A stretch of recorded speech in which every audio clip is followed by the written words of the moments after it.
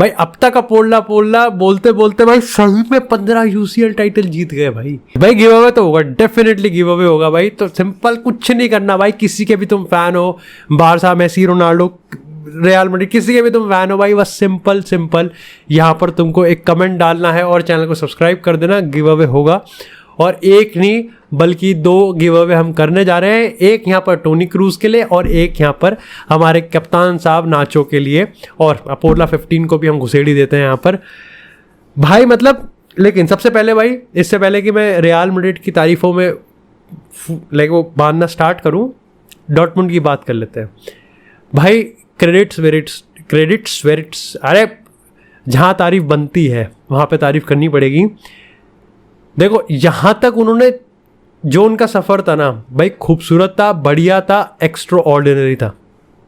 Again अगर आप कह सकते हो कि रियल मैड्रिड के अलावा यहाँ पर कोई और टीम होती, उसके अगेंस्ट चांस बनता, जिस तरीके से डॉर्टमुंड ने गेम खेला, जिस पर भी हम बात करेंगे, लेकिन रियल मैड्रिड के सामने गेम बन नहीं सकता भाई।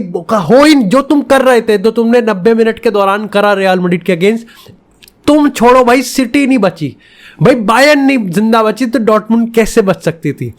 लेकिन मार्को रॉयस की स्टोरी की बात करें, डॉर्टमुंड की इस अनप्रेडिक्टेबल स्टोरी की बात करें, उसके लिए क्रेडिट बनता है, और उसके लिए भाई पूरी तरीके से तारीफ है और पूरी तरीके से यहाँ पर रिस्पेक्ट है।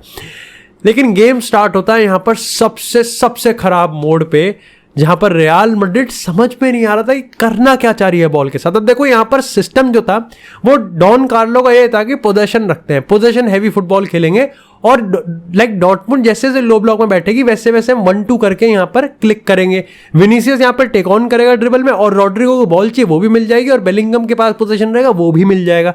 लेकिन ऐसे में हुआ नहीं। एक तो रियल मैड्रिड ने यहाँ पर कुछ मीनिंगफुल क्रिएट ही नहीं करा भाई। तुम सोच सकते हो कि पहले हाफ में डॉर्टमुंड का 2 का एक्सजी था, 2 का एक्सजी, रियल मैड्रिड का कितना था, 0.08 का। कैन यू इमेजिन इट भाई। डॉर्टमुंड अगर क्लिनिकल होती ना, मतलब मैं फुल क्रुक के यहाँ पर क्लिनिकलनेस की बात कर रहा था, आडेयामी, सांचो वगैरह पे मैं बात कर रहा था, 3 चांसेस भाई इन्होंने ऐसे मिस करे हैं जो कि यूसीएल फाइनल में लोग भाई टीमें तड़पती हैं, क्रेव करती है भाई कि ऐसे चांसेस अपन को मिल जाए भाई, और वो चांसेस इन्होंने बॉटल किए हैं। कोर्तवा उस मोमेंट पे 10-15 मिनट का एक मोमेंट था जहां पर डॉर्टमुंड का हर एक काउंटर अटैक हमारे गोटे मुंह में ला रहा था। कोर्तवा डरा हुआ था, टीम नहीं समझ पा रही थी कि हो क्या रहा है। डॉर्टमुंड का हर एक ट्रांजिशन यहाँ, अब देखो रियल मैड्रिड समझ नहीं पा रही थी, लेकिन फिर भी ट्राई मार रही थी अटैक करने का। वहां पर कारवाहाल खराब परफॉर्मेंस आ रही थी उस मोमेंट तक, उसने अपने आप को रिडीम किया सबसे सेक्सी तरीके से, लेकिन तब तक परफॉर्मेंस सबकी खराब आ रही थी। बस कामाविंगा की सबसे बड़ी अच्छी परफॉर्मेंस आई थी। बस एक दिक्कत थी कि कामाविंगा साला एडवेंचरस ज्यादा हो रहा था। मतलब 1-2 चांसेस ये थे कि जब उसने फुल क्रुक पे येलो कार्ड लिया, उसके इमीडिएट 2-3 मिनट बाद ही उसने पेनल्टी बॉक्स में भी एक यहाँ पर डाइविंग टैकल मारा जो कि सही लग गया था। पेनल्टी मिल जाती, दिमाग खराब हो जाता। कारवाल को आडेयामी ने लिटरली कुक किया था। लेकिन अगर आप रियल मैड्रिड को नहीं मारोगे ना समय रहते, तो भाई रियल मैड्रिड वक्त के आते आते आपको जरूर मार देगी, और आज इसका प्राइम एग्जांपल मिल गया। डॉर्टमुंड ने जो चांसेस मिस किए भाई, उसका जस्टिफिकेशन रियल मैड्रिड ने अपने हिसाब से दे दिया। जस्टिफिकेशन कह लो या पनिशमेंट कह लो भाई। और मेरे को लगता है कि यहाँ पर गेम ना सब्स्टिट्यूशन और बेंच का ही था। देखो जहां डॉर्टमुंड के पास बेंच बहुत कमजोर थी रियल मैड्रिड के कंपैरिजन की बात करें, लेकिन डॉन कार्लो ने यहाँ पर बेंच पे इमीडिएटली उसने आंसर नहीं ढूंढा, बल्कि उसको जरूरत भी नहीं पड़ी इतना वो यहाँ पर बेंच पे आंसर को ढूंढता। सबसे पहले उसने यहाँ पर अपनी स्टार्टिंग 11 में कुछ चेंजेस करने की कोशिश की है फर्स्ट हाफ में। और अगर मैं अक्रॉस द 90 मिनट्स की बात करूं, बेलिंगम का बहुत ऑफ गेम गया है, पीआर चाहे कुछ भी समझाए, बेलिंगम इससे बहुत बेटर खेलता है। आप देखो, या तो ये बेलिंगम का नया बैरियर बन चुका है कि बेलिंगम एज एन 8 या फिर नंबर 10 लाइक जो भी अभी तक खेलता जा रहा था, जिसके चलते वो 23 गोल मारा था, अगर वो ये नहीं खेलेगा तो शायद से हमें मान के चल सकता है कि बेलिंगम को थोड़ा अब अपने गेम में चेंज लाना पड़ेगा। क्योंकि ऐसे तो मेरे को सिर्फ बेलिंगम भागता हुआ दिख रहा है, बेलिंगम मेरे को हर जगह दिख रहा है, लेकिन वही है ना, jack of all trade king of none, master किसी में नहीं कर रहा वो। वही वालवर्दे की अगर हम बात करें तो वालवर्दे कारवाहाल की पार्टनरशिप पे जो चौड़ हो रही थी वो पहले हाफ में दिखी नहीं। दूसरी चीज की पोजीशन अगर आप पे 60% से ज्यादा है और सामने वाली टीम पे लिटरली सिर्फ 25-30% के अगर पोजीशन के साथ वो आपके में 7 शॉट ठोक के जा रहे हैं ना, जिसमें से 3 शॉट तो उन्होंने बॉटल किए हैं, तो कहीं ना कहीं दिक्कत है आपके ऑफ द बॉल सिस्टम की, बहुत फ्लूइड है।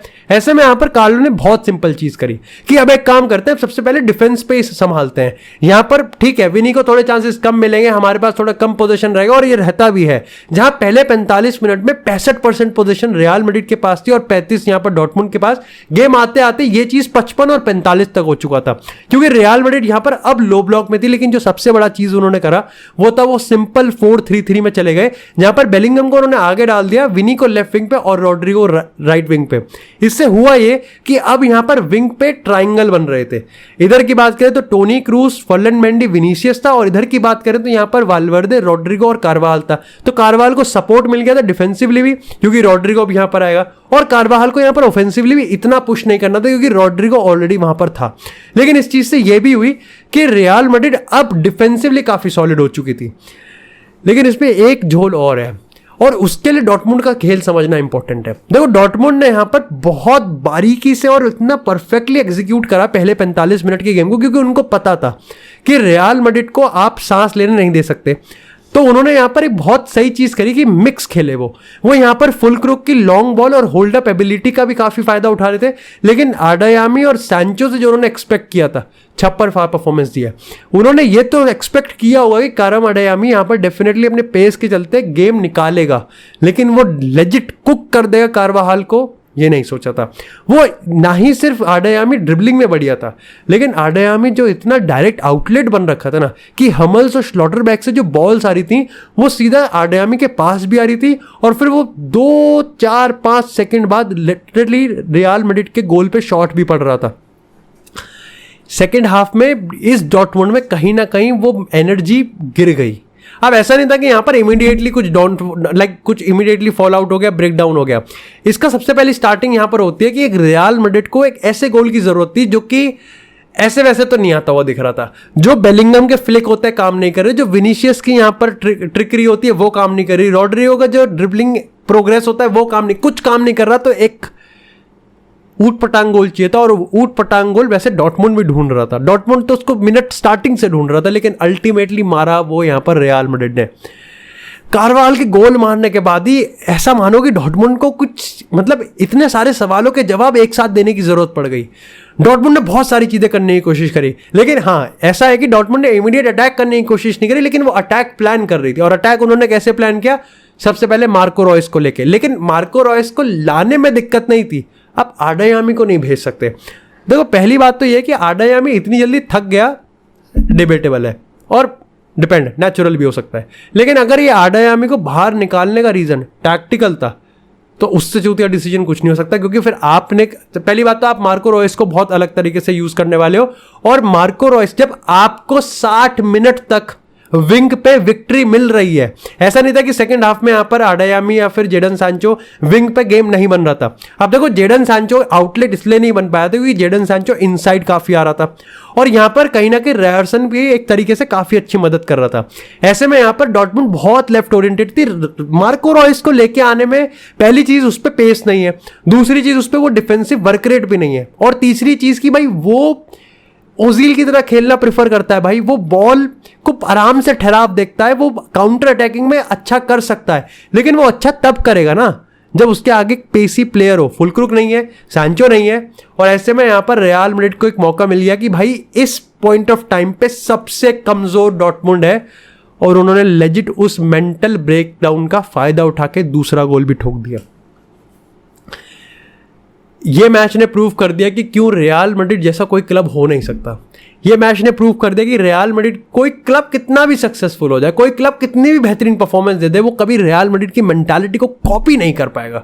वो कभी रियल मैड्रिड की इस डीएनए वाली, वो रियल मैड्रिड के प्लेयर्स के इस बॉडी लैंग्वेज का ना कभी कॉपी कर नहीं सकता। और सबसे प्राउड मोमेंट पता है इस चीज पे ये नहीं है कि टोनी क्रूज जैसे जो नए प्लेयर्स आते हैं ना भाई, वो भी रियल मैड्रिड में आके कुछ चेंज हो जाता है, पता नहीं क्या हो जाता है, लेकिन डॉन कार्लो ने अपने हर एक चाल को ना सही टाइम पे हर एक चीज को उसके लिए बचा के रखा था। बेंच को जबरदस्ती इस्तेमाल नहीं किया, बेंच को सही यूज किया, मॉडरिच लाया गया यहां पर। लेकिन भाई कहते हैं ना कि भाई लाइफ बैलेंस बना के रखती है, जीते तो भाई, लेकिन टोनी क्रूज का आखिरी गेम था रियल मैड्रिड की जर्सी में, एंड इट वाज लाइक उस पॉइंट ऑफ टाइम पे तो अपन भाई इमोशनल हो गए थे, और तुम सब भी इमोशनल हुए होंगे भाई, जितने भी लोग देख रहे थे उनको थैंक यू। लेकिन हालत ख़राब हो गई थी उस टाइम पे। प्लेयर है भाई, प्लेयर है। बट एक अभी फनी मोमेंट हुआ था सेरेमनी में भाई, मॉड्रिच और टोनी क्रूज यहाँ पर चैंपियन लीग की ट्रॉफी उठा रहे थे, लेकिन फिर वो भूल गए कि उनको दिखाने के लिए कि उन्होंने कितने चैंपियन लीग जीते, उनको ट्रॉफी ज़मीन पे रख के भाई ये करना पड़ा, क्योंकि दोनों हाथ से दिखाने पड़े ना कि कितने जीते हैं। Luka Modric, Toni Kroos, Dani Carvajal, Nacho, भाई ये एक हम कहीं ना कि एंड ऑफ एन एरा का स्टार्ट कर चुके हैं। लेकिन गर्व है भाई इस चीज़ पे कि एक नया जो एरा स्टार्ट होगा वो इससे भी ज़्यादा खूबसूरत होता हुआ दिखने वाला है। लेकिन भाई ये मतलब कारवाहाल प्लेयर्स की बात करें, लेकिन कार्लो एंसेलोटी की बात करें भाई, कोविड के बाद post Cristiano era, post Sergio Ramos की अगर हम बात करें, अगर हम यहाँ पर लाइक वो कोविड वाले पीरियड की बात करें, पोस्ट ज़िडान एरा की बात करें, कुछ भी नहीं पता चल रहा था, एम्बापे ने धोखा दे दिया था, हर चीज़ अलग थलग दिख रही थी। और अगर कोई उस टाइम मेरे को कहता कि आने वाले 3 साल रियल मैड्रिड 2 UCL जीतने वाली है, 2 ला लीगा जीतने वाली है, 1 कोपा देल रे भी उठाएगी, 1 यहाँ पर सुपर कप भी उठाएगी, this is why at the end of the day it is Real Madrid.